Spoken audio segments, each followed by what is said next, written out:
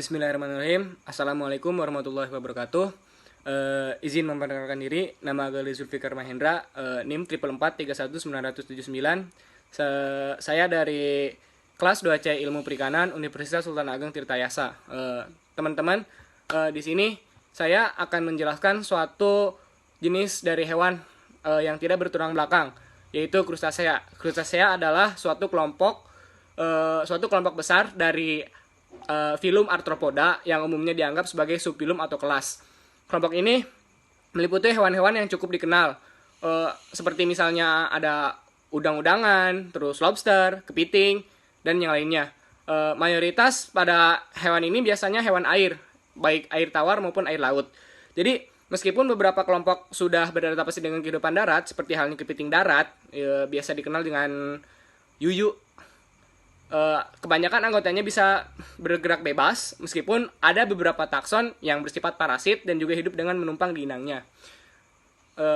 Baik, krustasea itu dibagi menjadi dua kelas, tepatnya subkelas, yaitu Entomostraka atau udang-udangan rendah dan juga Malacostrata atau udang-udangan besar.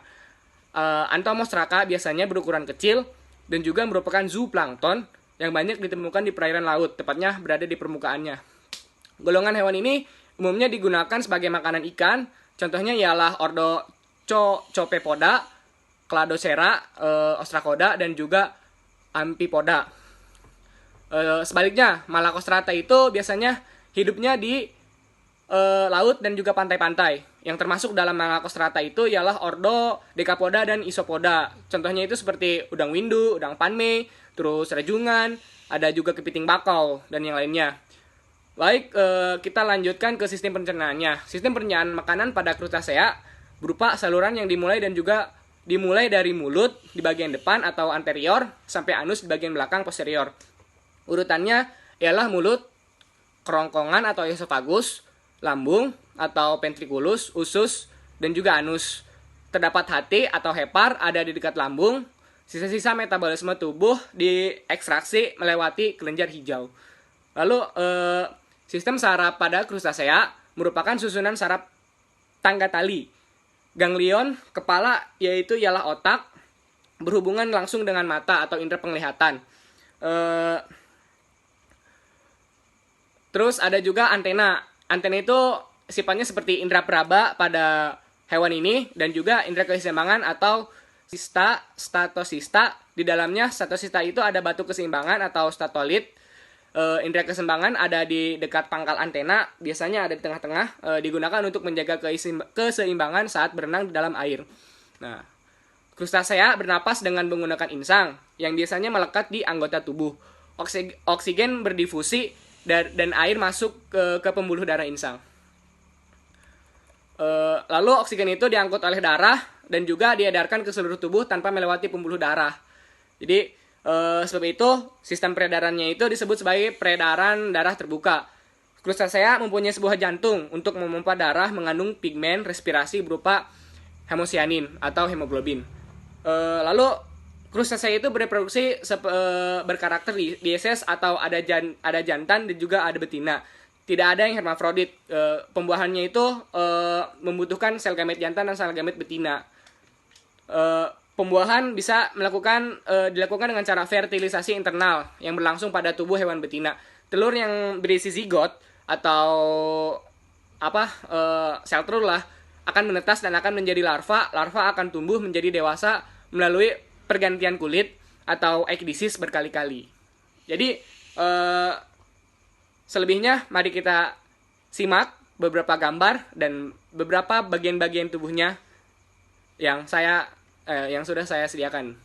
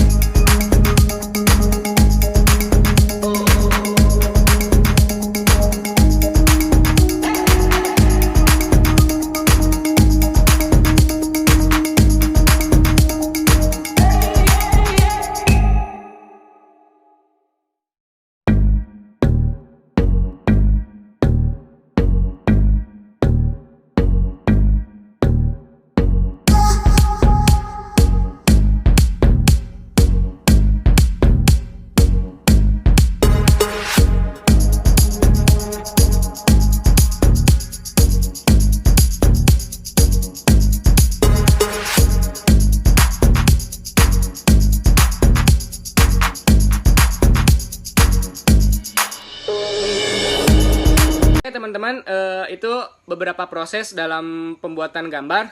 Gambarnya ini ada udang ronggeng. Udang ronggeng itu terdiri dari antena, mata, kaki, torak, dan abdomen.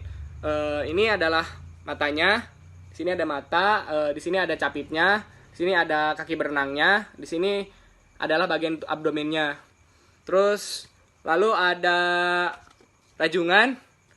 Nah, rajungan itu adalah dia itu seperti kepiting, tapi dia itu berbeda ya, tidak seperti kepiting bakau.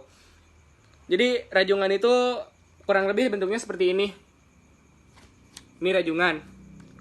Ya hampir sama, cuman ada perbedaan lah beberapa. Lalu ada yang namanya udang windu. Nah, udang windu kurang lebih seperti ini. Maaf gambarnya kurang bagus. Nah, ini adalah udang windu. Lalu ada mimi laut. Nah, mimi laut adalah hewan sejenis krustasea yang darahnya berwarna biru dan biasanya digunakan untuk pengobatan. Lalu ada juga, nah ini adalah kepiting bakau.